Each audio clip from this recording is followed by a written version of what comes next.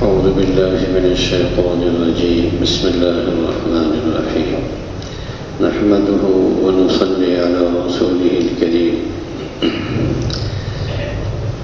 معزز سامعین کرام و خواتین و مستورات، آج کا یہ موضوع رمضان المبارک میں قرآن کریم، اس کی تلاوت ہے۔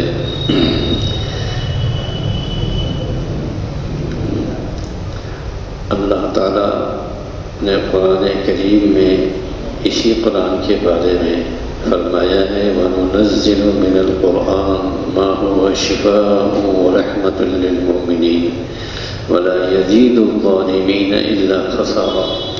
یہ قرآن جو ہم نازل کر رہے ہیں مومنوں کے لیے تو سراسر شفا اور رحمت ہے، ہاں اس سے ظالموں کے نقصان میں تو اضافہ ہی ہوتا ہے۔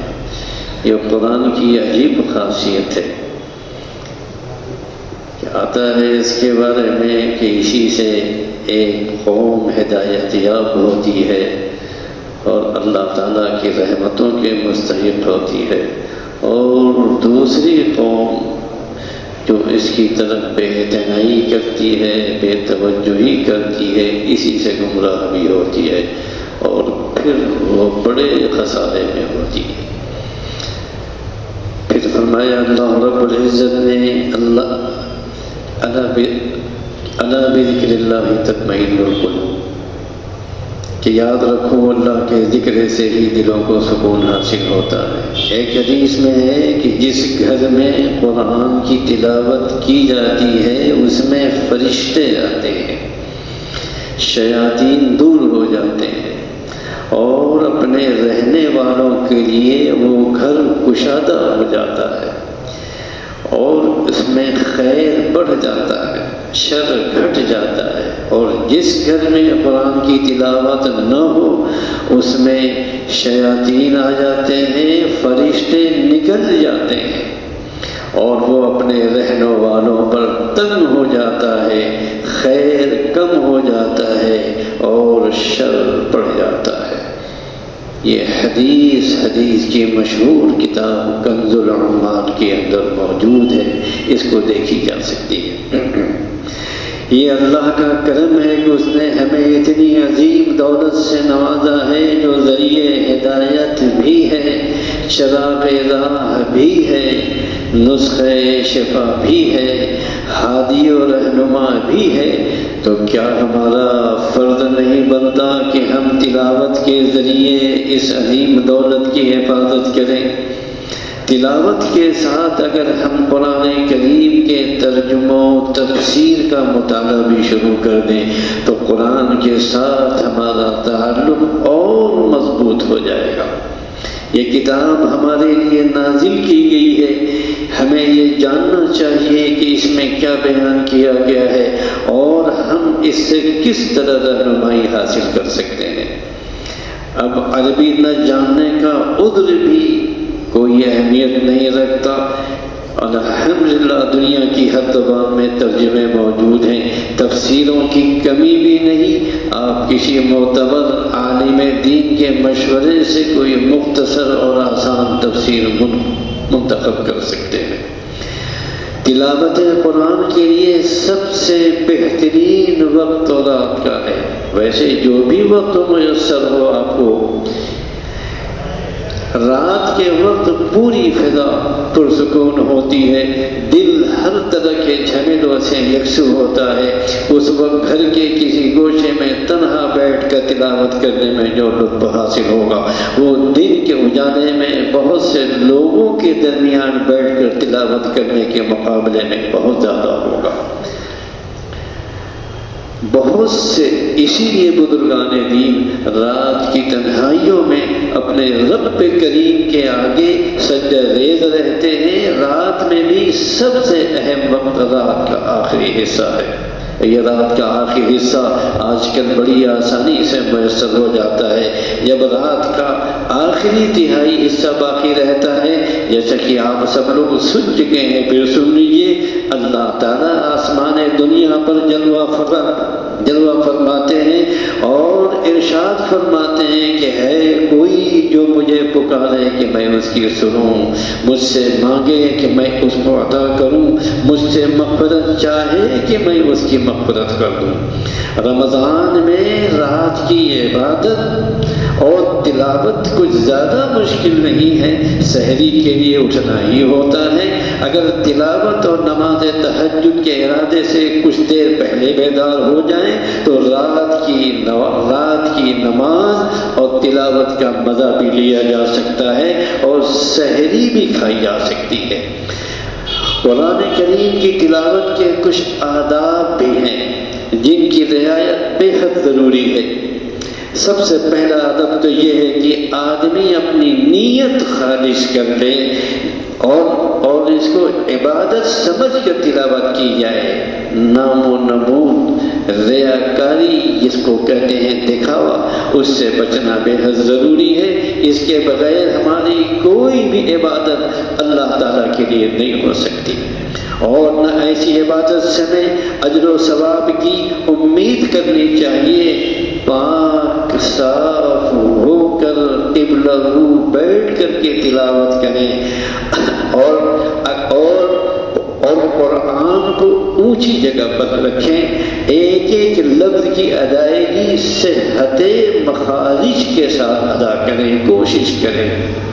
انشاءاللہ العزیز یہ کام مشکل نہیں ہے۔ حروف تہجی میرے خیال سے 33 ہیں، ان کو سمجھ لینا کچھ ہے، ان کو ادا کر لینا، اس کی مشق کر لینا بہت ہی آسان سی بات ہے۔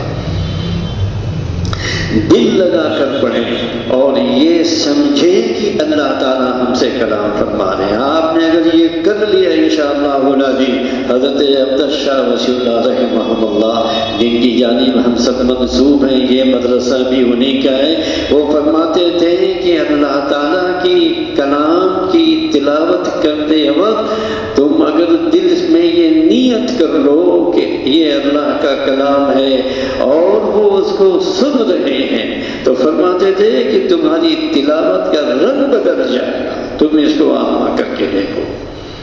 قرآن کریم کو خوش آوازی کے ساتھ پڑھنا مستحب ہے، اچھی آواز کے ساتھ۔ ایک روایت میں ہے لِكُلِّ شَيْءٍ حِلْيَةٌ وَحِلْيَةُ الْقُرْآنِ حُسْنُ الصَّوْتِ، ہر چیز کا ایک زیور ہوتا ہے اور قرآن کا زیور خوش آوازی ہے۔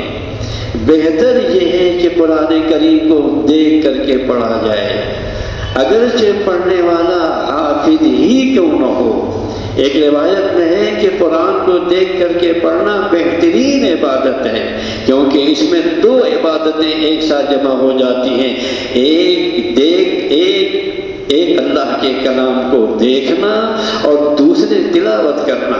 معلوم ہوا کہ قرآن کریم کو دیکھنا بھی عبادت ہے، بلکہ علماء نے تو میں بتاؤں یہاں تک لکھا ہے کہ قرآن کریم کو چومنا، آنکھوں سے لگانا بھی باعث ثواب ہے، اور قرآن کریم کی تلاوت کرنے بیٹھیں تو اپنے اوپر رنج و ملال کی کیفیت کو طاری کر لیں۔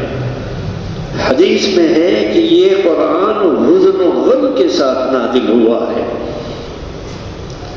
جب تم اس کی تلاوت کرو تو رو، اگر رونا نہ آئے تو رونے والوں کی صورت ہی بنا لو۔ اس کی تلاوت خوش آوازی کے ساتھ کرو۔ جو شخص خوش آوازی کے ساتھ تلاوت نہیں کرتا وہ ہم میں سے نہیں ہے، یہ جناب رسول اللہ صلی اللہ علیہ وسلم کا فرمان ہے۔ من لم یتغنى بالقرآن فلیس منا۔ تو قرآن کو خوش آوازی کے ساتھ پڑھنا چاہیے۔ امام غزالی رحمہ اللہ نے صالح مرری کا واقعہ لکھا ہے، وہ بھی سنا دوں آپ کو۔ امام غزالی نے لکھا ہے کہ انہوں نے خواب میں دیکھا کہ رسول اکرم صلی اللہ علیہ وسلم کے سامنے قرآن پڑھا۔ وہ بہت اونچی شخصیت ہے، انہوں نے خواب میں دیکھا جناب رسول اللہ صلی اللہ علیہ وسلم کے سامنے قرآن کا پڑھا۔ آپ صلی اللہ علیہ وسلم نے فرمایا کہ صالح یہ تو قرات ہوئی، رونا کہاں ہے؟ ابن عباس رضی اللہ تعالیٰ فرماتے ہیں کہ جب تم سجدہ کی تلاوت کرو تو اپنے اوپر گریہ طاری کر لو۔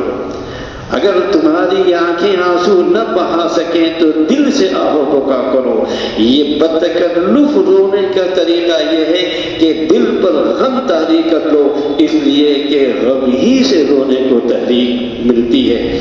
دل پر ہمارے علماء نے سب لکھ دیا ہے، تھوڑی سی بات ہے، 10 منٹ ہو رہا ہے۔ دل پر غم طاری کرنے کا طریقہ یہ ہے کہ اس کے اندر جو آیات ہیں وعید کی، تہدید کی، یعنی جہنم کی، عذاب قبر سے متعلق ہیں، ان کو ان کے بعد ان میں غور کرو، پھر اپنی کوتاہی پر۔ اگر یہ بھی نہ ہو سکے، آدمی کو معلوم نہیں ہوتا کیونکہ عربی سے واقف نہیں ہے، تو یہ غور کرو اپنی کوتاہیوں پر۔ اپنی کوتاہیوں پر اگر غور کرو گے تو تم کو یقیناً غم ہوگا اور غم سے رونا آئے گا۔ اس کے باوجود بھی اگر رونا نہیں آتا ہے تو اپنے اوپر منع نہ کرے اور یہ سوچ کر کے رہے کہ اس کا دل نرم نہیں ہو رہا ہے اور گناہوں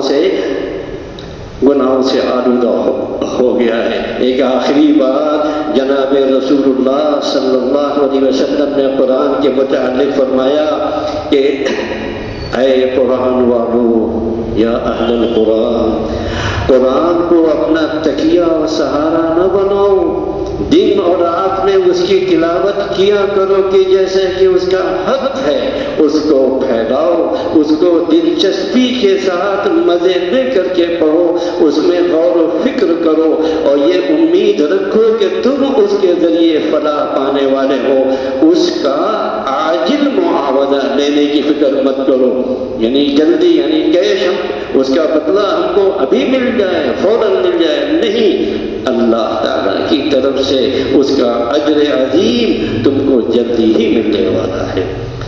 اللہ تعالیٰ ہم سب کو تلاوت قرآن جیسے کہ جناب رسول اللہ صلی اللہ علیہ وسلم نے فرمایا ہے اس کی توفیق عطا فرمائے۔ یہ آنکھیں خشک ہیں یا رب، انہیں رونا نہیں آتا، سلگتے داغ ہیں دل میں، انہیں دھونا نہیں آتا۔ اللہ تعالیٰ ہم سب کو تلاوت قرآن کی طرح کرنے کی توفیق عطا فرمائے، تو دیکھیے زندگی میں انشاءاللہ انقلاب آ جائے گا۔